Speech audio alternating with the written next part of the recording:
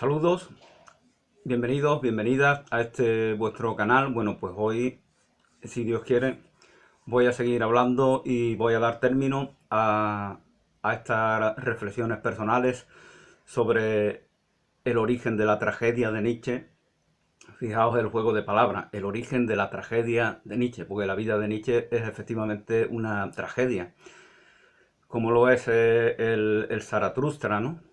Con la muerte de Dios, como lo es la vida de Jesús con su muerte, con su pasión y con su muerte en la cruz, ¿no?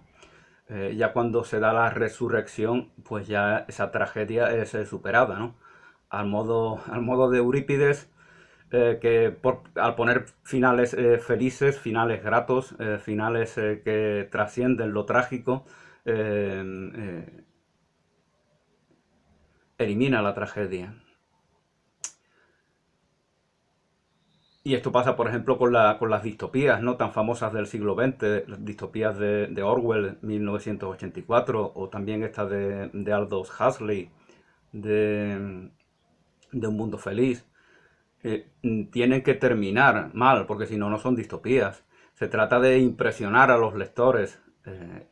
Cumplen la misma finalidad que la tragedia, realmente las distopías, pero no se corresponde con el pensamiento de estos autores. Ellos realmente no tienen, no son trágicos en su visión, en su concepción. Justamente hice un vídeo sobre Aldous Huxley y podemos ver, por ejemplo, sobre su obra de las puertas de la percepción.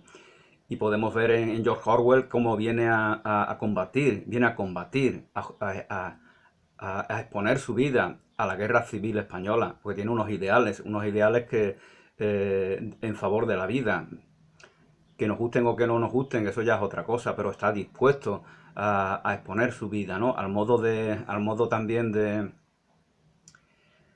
Pons Prades, ¿no? Eduardo Pons Prades, sobre el cual hice los vídeos recientemente de su presunta abducción por los extraterrestres. Bueno, comentaba también que es una tragedia la vida de Jesús, pero su resurrección trasciende ese final trágico y lo convierte en nuestra redención. Este es un tópico porque Nietzsche es un filósofo cristiano, está impregnado de cristianismo, ha leído infinidad de obras cristianas, de ahí su lenguaje siempre cristiano, tanto en la forma como en el contenido, tanto cuando afirma tópicos cristianos como cuando los combate, ¿no? Está permanentemente aludiendo a la tradición cristiana y al platonismo, ¿no? Por ejemplo, en Platón, contra el cual se opone, hay personas que acertadamente manifiestan cómo Nietzsche tiene mucho de platónico. Y también es replicante de Platón, cuando dice que cuando aboga porque se defienda el derecho, porque es superficial Nietzsche a veces, aboga por el derecho a que el troglodita permanezca en su caverna. Es en un replicante, ¿no? Intenta buscarle, pues, pero que este tipo de personas pues son muy útiles, son muy prácticas, ¿no? Porque nos hacen ver, nos hacen que nos enfoquemos en aquello que hemos desechado. Entonces Nietzsche afirma que se respete el derecho a permanecer al troglodita dentro de su caverna. Obviamente quien conozca el mito de las cavernas pues sabe a qué se refiere, ¿no?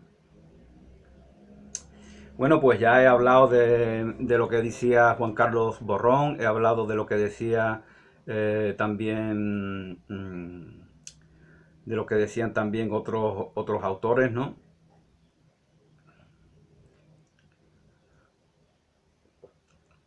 Como el propio Nobel Bertrand Russell. Y hoy, por ejemplo, pues voy a dar voz a Chesterton. Voy a compartir algunas reflexiones que en algunos de sus libros hacía Chesterton, el Gilbert Keith Chesterton, el autor británico, sobre Nietzsche. Solo los más fuertes sobreviven. Esto forma parte de la moral de Nietzsche. Solamente los más fuertes sobreviven, aunque para Chesterton Nietzsche es un hombre débil. Ahí está el problema. Es un hombre débil, es un hombre enfermizo, es un hombre que tiende a resentirse. a sentirse rencoroso. Ya en esta obra, como bien nos dice en las notas Juan Carlos García Borrón, ya en estas notas, ya en este libro, muchos de sus pasajes esconden ataques hacia sus viejos compañeros de la universidad, porque está resentido con ellos, a pesar de que ya ha pasado 30 años, está resentido por comentarios superficiales que el común de las personas olvidamos, si no a los minutos, a las horas o a los días, evidentemente los olvidamos con el paso del tiempo. Pero él es una persona resentida que tiende a ser rencoroso y convierte su filosofía en un instrumento para intentar trascender ese rencor, pero desde el mismo rencor, y eso no puede ser posible. No puede trascender una mentalidad de segregación, de separación, de confrontación, una visión de supervivencia al modo del darwinismo social, no puede trascenderlo desde ese mismo paradigma. Pero él cree que sí, y eso le enferma, eso le destruye, eso le enloquece. Ese es mi punto de vista. Hay que deshacerse de los débiles, dice Chesterton. Esta es la filosofía de Nietzsche. También nos habla de esa interminable progresión de la humanidad, que nos va a llevar al superhombre. La humanidad no es nada, es algo que debe ser superado. Esto puede tener un valor positivo cuando intentamos trascender nuestros apegos, aquellos que hacen que destruyamos nuestra convivencia, que la contaminemos. Esta es la visión positiva, pero esta no es la visión que tiene Nietzsche. Nietzsche se centra en el individuo. Fijaos cómo empezó considerando la individuación como el origen de todo mal. Y finalmente inventa una filosofía para en su propia individualidad, en su propia individuación, en su propio individuo, intentar cultivar una voluntad de poder basada en la segregación, en la confrontación, en lo que antes os comentaba, en esa mentalidad reptiliana de supervivencia. Etiqueta Chesterton de darwinismo social a esta filosofía. Dado que Dios garantizaba la moralidad, dice Chesterton, muerto este, la moral se ha extinguido. Muerto Dios, ya no hay moral.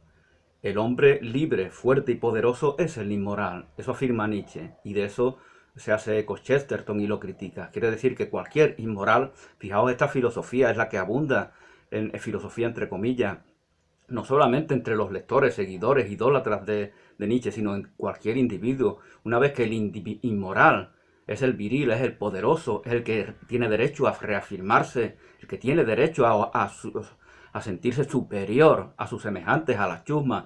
Una vez que se impone esta filosofía, como de hecho se impone en el común de las personas, por eso se destrozan los jardines, por eso hay ese egoísmo, por eso hay esa codicia, por eso se normaliza tal forma de vida, incluso en los propios líderes políticos, que son el reflejo de lo que se da en la comunidad, en la sociedad. Fijaos cómo esto lo denuncia también Byung-Chul Han, este paradigma individualista que destruye al individuo y a la comunidad. Porque el paradigma de la convivencia, el paradigma de la comunidad es también el paradigma del desarrollo de las capacidades potenciales de cada individuo. Y esto no lo entiende Nietzsche, lo entiende exactamente al contrario, porque es un patrón, es un paradigma de segregación, de confrontación, de separación, de competencia permanente por imponerse.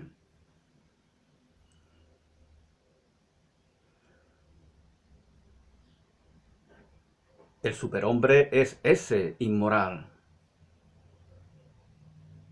Adolf Hitler se personifica a sí mismo en expresión de ese superhombre y utiliza toda Alemania como chusma a la cual exprimir para sacar de ella ese poder que necesita el superhombre para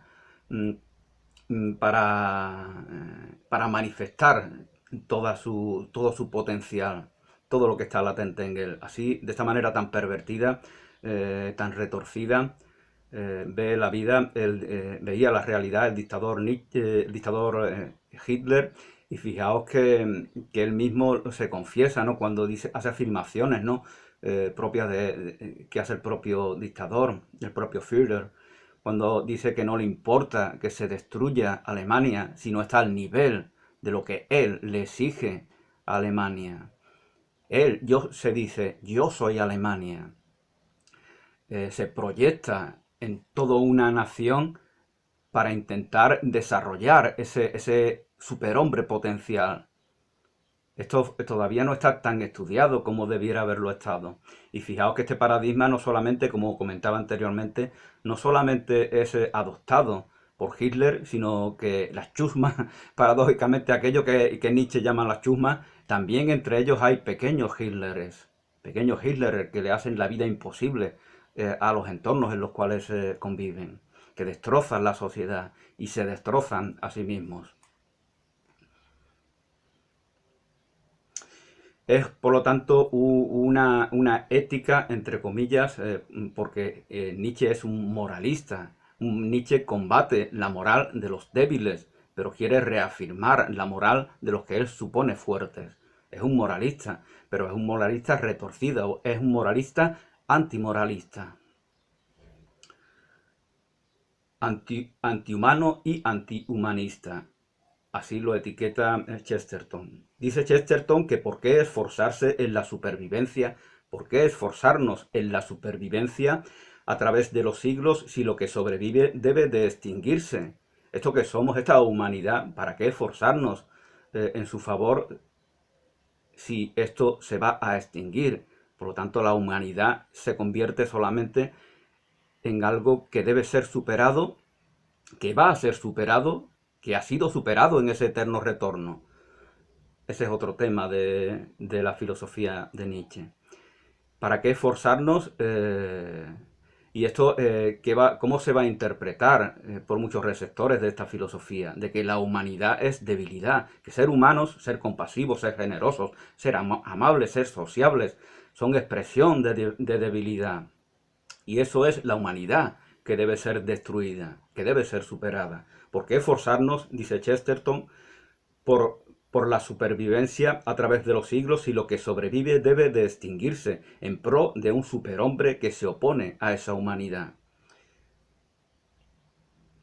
No intentaba deshacerse de los problemas de la humanidad, sino de la propia humanidad que para él es el problema. Es un filósofo que no filosofa para intentar dar solución a los problemas de la humanidad, sino para deshacerse de esa humanidad, que es donde está el problema. Nietzsche desprecia al hombre común porque es un aristócrata. Él es un aristócrata, se proclama así, un aristócrata polaco. Al final de su vida hará ciertas afirmaciones en las que combate el antisemitismo. Pero fijaos que Nietzsche combate el antisemitismo porque él tiene aversión hacia los rebaños y se va forjando el rebaño antisemita que llega al poder en el año 1933, ya en esa época, ya cuando todavía está vivo Nietzsche, cuando todavía está lúcido, ya se va forjando y de hecho su propia hermana y su propio cuñado son parte de ese rebaño. Por lo tanto le tiene aversión a los rebaños, aunque sea uno antisemita y aunque él haya hecho afirmaciones antisemitas como la hizo anticristianas a lo largo de su vida en numerosas ocasiones. Ahora ese patrón, ese paradigma, él es un misántropo. Él solamente le interesa el cultivo de su individualidad. El que ese aristócrata que está en sí mismo se imponga sobre las chusmas. Y las chusmas siempre, los demás son siempre chusmas, aunque le aplaudan, aunque le idolatren. Si Nietzsche estuviera aquí, sentiría desprecio, aversión sobre toda esa gentecilla, sobre todos esos hombrecillos que buscan en la filosofía de Nietzsche pegarse un chute de empoderamiento. Porque no se reafirman a sí mismos, sino que buscan la veneración. Han convertido Dios, Nietzsche ha matado a Dios, por lo tanto, Nietzsche se convierte en su Dios. Esto es lo que ha acontecido en las mentes de innumerables seguidores eh, que han convertido en un mito la figura del filósofo alemán.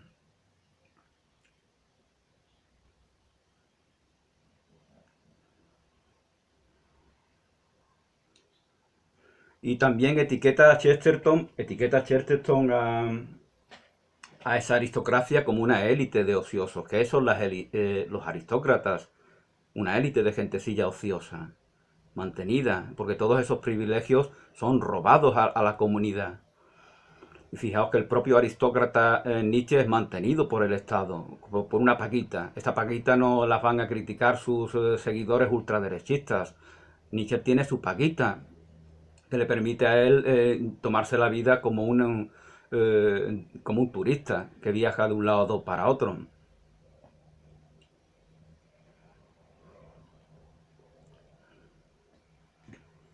Bueno, pues habíamos comentado que Sócrates es el precursor y heraldo de la ciencia y que ciencia y arte son incompatibles para la perspectiva de Nietzsche, al contrario de lo que dice Tolstoy, que afirmaba en su obra Que es el arte, que la ciencia y el arte no les queda otra alternativa que caminar de la mano para que se dé una progresión, para que trascendamos todo aquello que nos hace crear la miseria, crear las guerras que nos destruyen, etcétera, etcétera.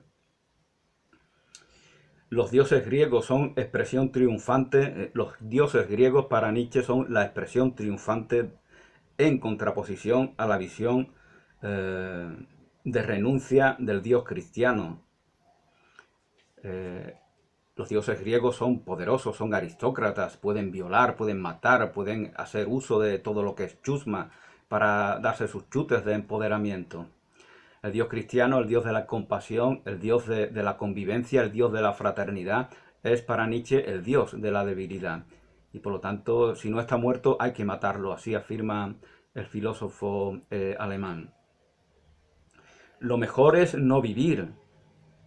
Lo segundo, mejor morir pronto. Esta afirmación de alguna tragedia griega es del gusto de Nietzsche. Lo mejor es no vivir, paradójicamente. Lo segundo mejor es morir pronto. Pero Nietzsche va un poco más allá. No trata de rendirle culto al suicidio, ¿no? Ya comentaba Luz Salomé, la mujer a la que él pretendía, hablaba mucho de los intentos de suicidio de Nietzsche, ¿no?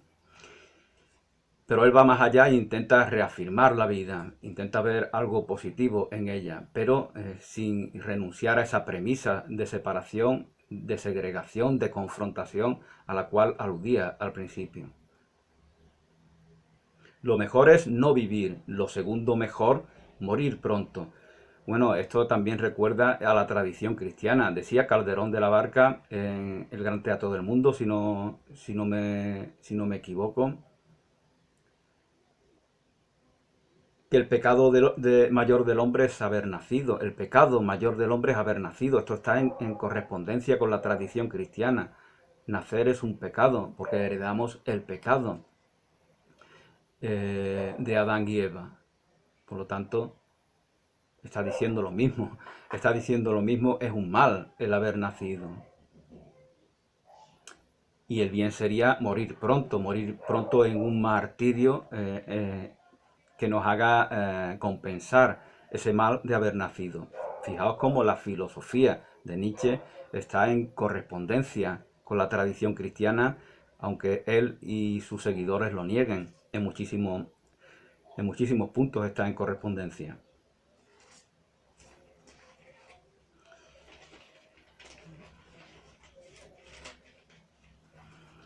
Poeta, cantor, bailarín, en el actor trágico reconocemos al artista dionisíaco.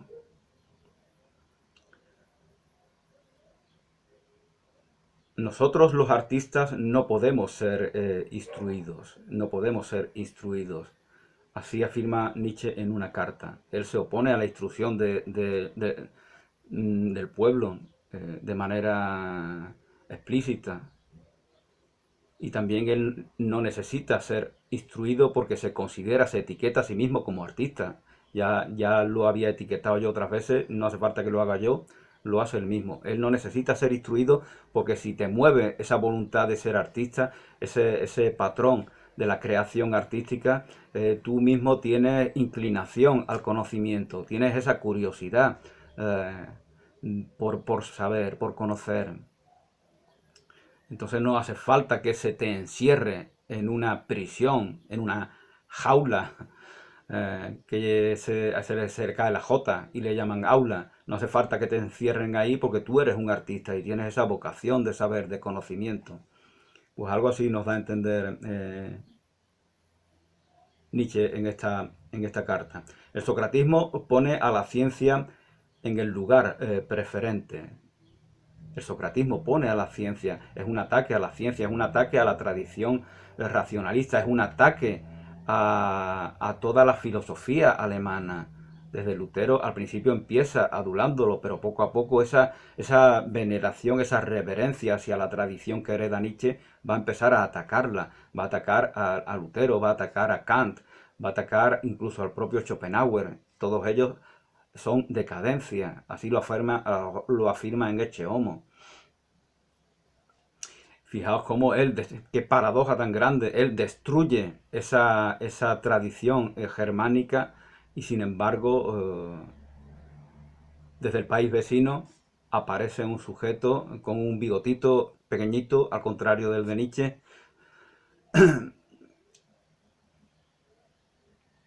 que se hace heredero de ella, venerando a la figura de Nietzsche.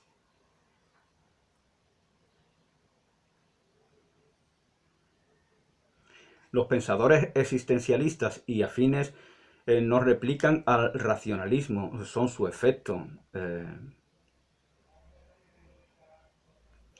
Cuando se dice que Nietzsche es existencialista, pero si Nietzsche al atacar de manera tan incisiva la tradición racionalista, está atacando el germen, la raíz de los futuros existencialistas. Por lo tanto, digo lo mismo que comentaba con Dostoyevsky, porque es Dostoyevsky un existencialista, porque lo es Nietzsche si no se corresponden con lo que se supone que es el existencialismo. Es lo que decía Debussy, el músico francés, ¿no? Cuando le llamaban impresionista, y él respondía llamándole idiotas a los que le llamaban impresionistas, y tenía sus razones, le estaban despreciando esa música que solamente Debussy es capaz de componer, es capaz de compartir, es capaz de crear. No hay nada bajo la etiqueta de impresionista o bajo cualquier otra etiqueta que forje esas notas que el gran músico francés compuso. Por lo tanto, es una manera de querer hacerle sombra a la paternidad de esas obras.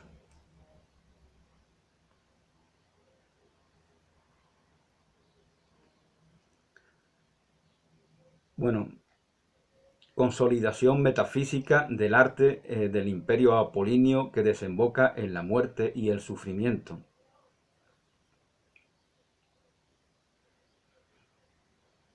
Eso es la tragedia metafísica. Fijaos la palabra que usa. Él condena la metafísica, pero también hace uso de este concepto, porque él es un metafísico, él es un místico, él es un moralista, en una versión bastante grotesca y reaccionaria, pero lo es igualmente. La tragedia es la consolidación metafísica del arte del imperio apolíneo que desemboca en la muerte y el sufrimiento.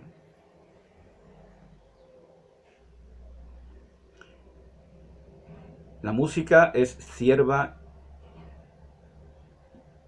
y el libreto el amo en la ópera. Para Nietzsche el libreto no debería ser el amo. Por eso la ópera es expresión de decadencia. Y por eso al principio tiene esa admiración por Wagner y por la tradición germánica, porque porque la música, perdón, ha recuperado la posición que tenía ya en la tragedia el coro, la música. La ópera, por lo tanto, es una creación. Paradójicamente aquí critica lo aristocrático. Es una creación aristocrática de nobles ociosos. que se da en el siglo XVII-XVIII en Italia.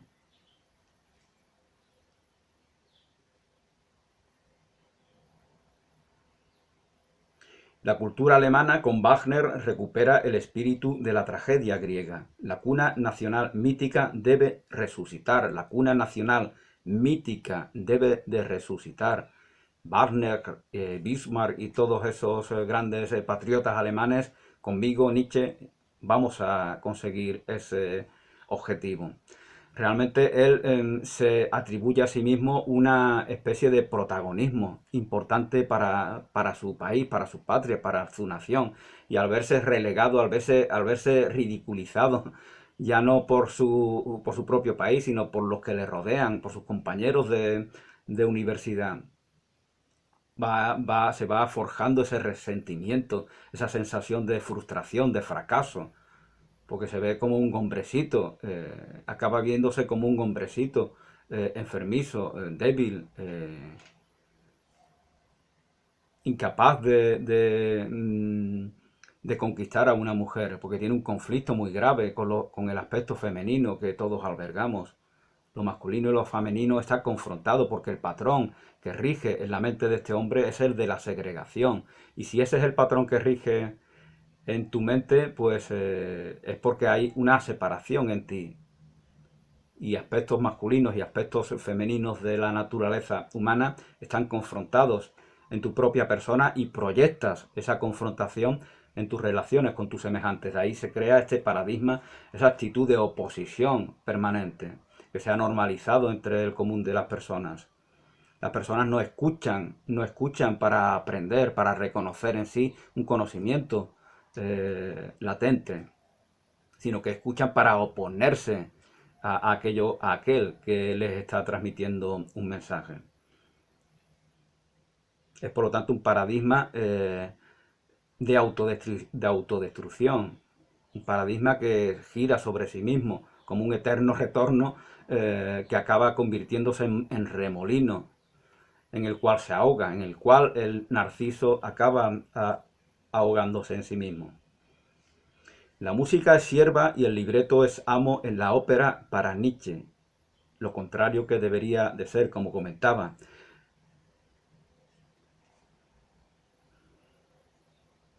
Si el alemán busca su Führer, esto dice en alguno de sus libros, ¿no?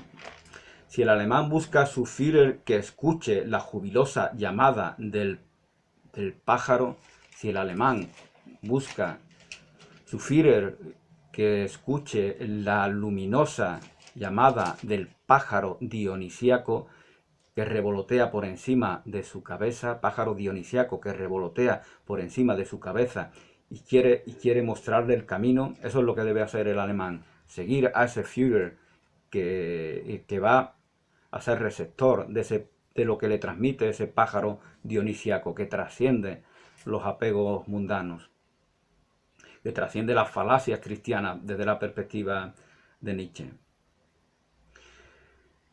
Bueno, también Chesterton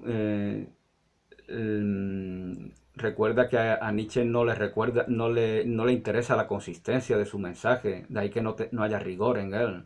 Por eso muchos lo critican diciéndole que no es verdaderamente un filósofo.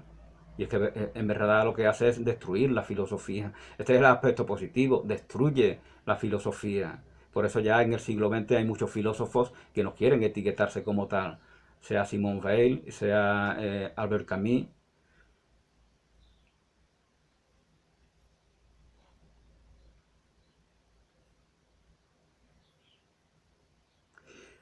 Y también critica a Chesterton esa contradicción del devenir, del ser, y el hecho de que la afirmación de que el ser es una ficción. El ser es una ficción y sin embargo se nos habla de un devenir en la filosofía de Nietzsche. Y eso para Chesterton es una contradicción. La verdad es una mentira para Nietzsche, la verdad es una mentira para Nietzsche. ¿De qué consecuencia tiene esto? Pues que cualquier mentira, aunque haya que repetirla 1000 veces, se convierta en verdad. ¿Qué nos recuerda esto? Cualquier mentira ya es la verdad, puesto que la verdad es una mentira. Por lo tanto, todo es válido. Si Dios ha muerto, si Dios no existe, todo está permitido, como decía Iván Karamazov, el personaje de la obra de Dostoyevsky. El mal no necesita justificación. Este es otro punto clave de la filosofía de Nietzsche. El mal no necesita justificación. El bien es lo que sí precisa de esa justificación. Así lo ve, porque lo invierte todo. Es lo que os comentaba antes de la caverna. Dejemos al troglodita esclavizado, encadenado en su caverna, que siga, que ejerza el derecho de seguir permaneciendo ahí. Eso es una perversión caprichosa de una filosofía que nos incita a liberarnos como es la del mito de la caverna de Platón. La chusma debe limitarse a la moral de esclavos. Eso es lo que quiere Nietzsche para todos. Os dejamos que viváis siempre y cuando nos sirváis y os limitáis a esa moral y no nos manchéis como esa moral asquerosa. Seres inferiores, no nos manchéis a nosotros, los seres superiores, los aristócratas. La verdad es que es bastante grotesco, ¿no? Como realmente muchos seguidores de Nietzsche lo que buscan es una compensación a ese desprecio inconsciente que por sí mismos sienten. Fijaos este tipo de personas, el mal que sembrarán en torno suya, porque los que se desprecian a sí mismos necesitan proyectar ese desprecio y lo proyectan entre aquellos con los cuales conviven. Su pareja, sus hijos, sus padres, sus compañeros de trabajo, etcétera. Eh,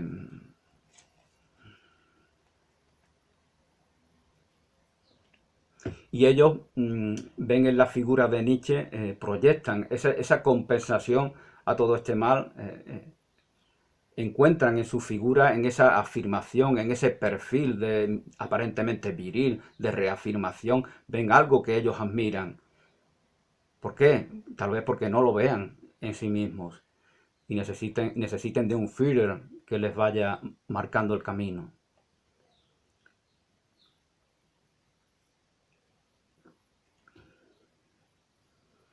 La chusma debe limitarse a la moral de esclavos. Para que emerja el superhombre es preciso el terrorismo de Estado que elimine el grueso de la humanidad. Esto piensa Chesterton, que insinúa Nietzsche. Para que el superhombre emerja es preciso que la humanidad se extinga. De ahí esa crueldad que tiene, por ejemplo, Adolf Hitler, ¿no? Que cuando invade Rusia lo hace con la intención de que sea una guerra de exterminio total. Él quiere exterminar a todos los rusos. Él solamente vive para su ombligo. Y es impresionante, ¿no? Como un sujeto que casi vive en la calle, un pintor fracasado, puede acceder a esa posición. Pero este es un mal que ya tiene su germen en la filosofía de Nietzsche, que corona la tradición germánica, que comienza con Lutero. Este es un tema digno de estudiarse, de considerarse, de examinarse, de evaluarse. Decía Nietzsche que los católicos deberían de sentirse agradecidos porque Lutero hizo que le dio continuidad al cristianismo. Sin embargo, eso no es exactamente así. Lutero destruyó en gran medida el cristianismo. Lutero replica al pecado que comete la Iglesia Católica al caer en la tentación mundana a la cual alude Dostoyevsky en alguna de sus obras. No sé si es en El Idiota o en Los Hermanos Karamazov. Entonces lo que hace Lutero es destruir toda la tradición católica, por eso elimina todas las imágenes, elimina toda la presencia cristiana de todo tipo de instituciones. Esa es su forma de destruir el cristianismo. Lutero comienza la destrucción total del cristianismo. Por eso en los países germánicos lo que abunda son los ateos. La religión de los germanos es el ateísmo. Por eso esa necesidad de volver atrás para recuperar el paganismo anterior a la era cristiana. Lutero, la Iglesia Católica pretendió acabar con la tradición cristiana, y Lutero definitivamente le puso eso que llaman en los toros, que no recuerdo, y acabó definitivamente en la ilusión, puesto que la fe cristiana, gracias a Dios, sigue manteniéndose. La Iglesia de Dios no puede acabarse nunca, puesto que su reino no es de este mundo. Por lo tanto, en este mundo no se le puede destruir a esa Iglesia, que no es una Iglesia mundana, que no es un Estado como el Vaticano. El Estado Vaticano no es la Iglesia de Dios. Muchos católicos son partícipes de esa Iglesia de Dios, como lo eres tú, como lo soy yo y como lo son incluso los ateos, por más que les pese.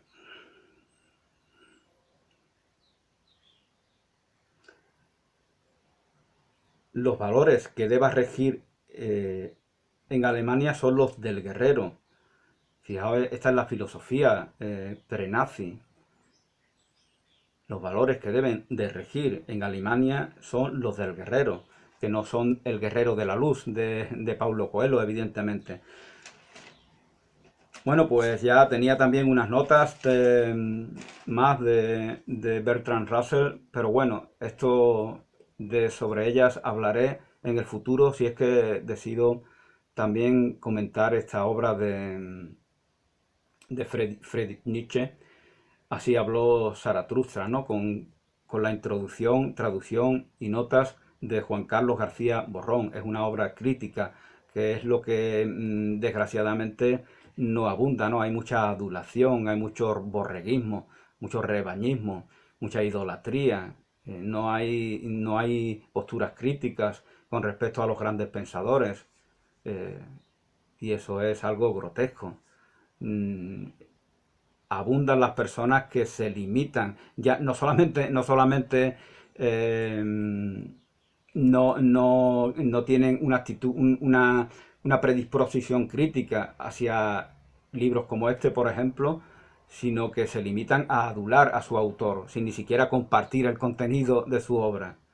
Por eso reaccionan, por tienen normalizado en sí mismos reaccionar con virulencia, con violencia a todo aquel que critique la figura del filósofo alemán. Bueno, pues muchas gracias a todos y a todas por vuestra atención, bendiciones y hasta una nueva oportunidad.